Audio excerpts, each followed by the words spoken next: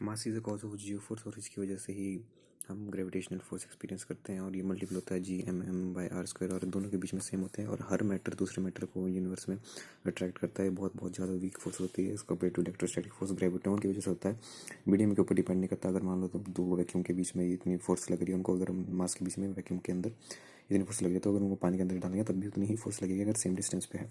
Does not depends on medium. Long range होता है, conservative force होती है, मतलब इसका work done independent of path follow होता है, यानी कि इनिशियल और फाइनल पोजीशन पे ही वर्क डन डिपेंड करता है।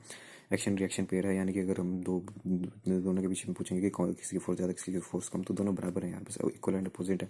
एक्शन रिएक्शन पेयर बना रहे हैं। न्यूटन्स लॉ ऑफ ग्रेविटेशन उसने दिया था, लेकिन वो सिर्फ स्फीयर और पॉइंट मास के लिए वैलिड है। लेकिन जो ग्रेविटेशन है वो फिनोमेना है any arbitrary space shape masses के लिए, मतलब किसी भी तरह का मास के लिए। लेकिन लॉ वैलिड नहीं है पॉइंट मास और स्फेरिकल के लिए। इसमें इनवर्स लॉ, स्क्वायर लॉ को फॉलो करता है, और यही रीज़न है स्टेबिलिटी यूनिवर्स में। और जी फोर्स नेसेसरी सेंट्रीपिटल फोर्स है जो स्टेबिलिटी दे रहे हैं ना ऐसे, मतलब तो जी फोर्स लग रही है सिर्फ एटम्स के बीच में। तो न्यूटन लॉज ऑफ ग्रेविटेशन है स्फेरिकल और पॉइंट मास के लिए, लेकिन gravitation is a phenomenon of any arbitrary space.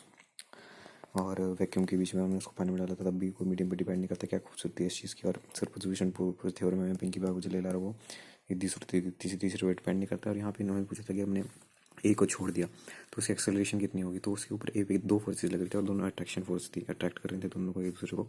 और ये 60 डिग्री पे थे और इक्वल एल लेंथ पे हैं, तो हम इसको मतलब 2a cos θ/2 से कर सकते हैं। 60 डिग्री है क्योंकि इक्विलेटरल ट्रायंगल है, और √3f है। लेकिन हमारे से एक्सेलरेशन पूछी तो √3g m/L² आंसर नहीं आएगा, √3gm/L² आएगा, क्योंकि एक्सेलरेशन पूछेंगे कि एक का मास इसमें से डिवाइड हो जाएगा। जब हम इसके निकालेंगे तो एक तो ये 90 डिग्री पे है, तो ये √2f बना देगा, और एक f डैश होगा ये वाला जिसमें √2 है इसकी लेंथ होगी। बस उसको सॉल्व करके आपके पास आंसर आ जाएगा, जो कि 2√2 + 1 डिवाइडेड बाई 2। अगर एक बार देख लो अच्छी बात है।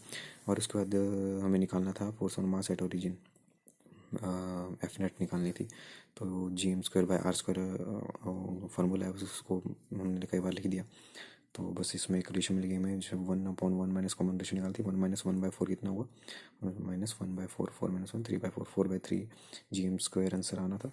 और जब 2 पार्टिकल है इसमें, इसका ये डिस्टेंस का याद ध्यान रखना कि टाइम पीरियड पूछा है ईच पार्टिकल का, तो ये ध्यान रखना कि ये अगर ये सेंटर से r डिस्टेंस है तो टोटल लेनी है हमें 2r।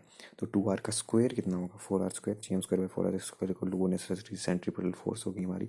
ग्रेविटेशन फोर्स ही नेसेसरी सेंट्रीपिटल फोर्स है mv²/r। और उससे हम v निकाल लेंगे। v से हम t निकाल सकते हैं कैसे, v होता है 2πr/t। तो t क्या होगा, 2πr/v। अगर हमें ओमेगा भी पूछा होगा तो ओमेगा 2π/t होता है। तो अगर मैंने t निकाल लिया तो मैं उससे ओमेगा निकाल लूँगा बड़े आसानी से। और जब स्फेरिकल नहीं है, किसी और चीज़ के बारे में बात की है, तो छोटे मास से, और पहले एक एंड का d डिस्टेंस पे, दूसरे एंड का छोटे मास से d + l पे, तो बस उससे होगा Gm/L², मतलब r²। तो डायमेंशन से भी आप चेक कर सकते हो। और मैक्सिमम डिस्टेंस होगा तो उसका रिलेशन बताना था दोनों मास के बीच में, तो m = m/2 है। और जब आइडेंटिकल स्फेयर है, तो आइडेंटिकल स्फेयर का मतलब है कि वो दिखने में एक जैसे हैं, तो मतलब यानी कि उनकी मास सेम नहीं है, दिखने में जैसे, तो डेंसिटी सेम है एक तरह से। जब डेंसिटी डिपेंड करता है तो डायरेक्शन प्रोपोर्शनल टू r⁴ होता है। और जैसे आयरन बॉल है और ये बॉल है, कोई और बॉल है, तो उनकी सेम रहेगी, क्या डेंसिटी उनकी सेम रहेगी, तो ρ r⁴ मतलब r⁴ होगा। तो बस जैसे एक क्वेश्चन है सिंपल सा आपका फॉर्मूला ग्रैब करने के लिए कि सन अर्थ का डिस्टेंस अगर डबल कर दिया जाए तो पहले तो आप तो उसका फोर्स कितनी होगी, तो पहले r² था, बाय 4r² था, तो 1/4 हो जाएगी। और ये √3l/2 होता है। तो हम इससे पूछा था, इसमें से मेन बात ये है कि दोनों कैंसिल हो जाती हैं, अगर इधर से भी खींच रहे इधर से भी खींच रहे तो सेंटर पे 0 हो गया। तो सिर्फ यही वाली फोर्सेस पे लग रही है जो कि डिस्टेंस पे √3l/2 का स्क्वायर, मतलब मेन बात है कि कैंसिल कर लेना है। और 60 डिग्री इक्विलेटरल ट्रायंगल है, बाकी सॉल्व कर लोगे तुम। और जो मून अर्थ से लगा रहा है, अर्थ भी मून पे उतने लगा हुआ है, तो सही में रहेगी। m-1 L3t-2 इसका डायमेंशन होता है। और यहाँ पे था कि 3m को रख दिया हमने m के साथ, तो कितनी होगी, पहले f थी, तो f थी तो उसका मतलब f कितनी थी, Gm/r², मैंने खुद सॉल्व किया 3। और जब हमने 3m रख दिया तो 3m Gm/r² आंसर आना था, तो Gm/r² आया था, f था, तो 3f + f 4f हो गया। बहुत ईजी क्वेश्चन है, तो आएगा नहीं भाई। तो Gm1 m2/x², मान लो उसमें क्या है कि डबल स्टार सिस्टम दिया था, तो 2 star masses m1 m2 separate by distance x। तो सीधा सा पता चल गया कि डिस्टेंस x है तो x² नीचे आएगा, और रोटेट कर रहा है देयर सेंटर ऑफ मास के अराउंड। तो सेंटर ऑफ मास से सीधा ये पता लगा कि m1 ω² r है, जो वो हम सेंटर ऑफ मास लगना है। अगर m1 कर रहे हैं तो हम r1 लेंगे, तो r1 क्या होता है m2r उसकी दूसरी वजह से था ना m2x है यहाँ पे, ठीक है, m2r नहीं m2x divided by m1 plus m2। तो बस उसको सॉल्व करके m1 m2 कट गए सारे, ओमेगा स्क्वायर इक्वल टू जी आना होगा।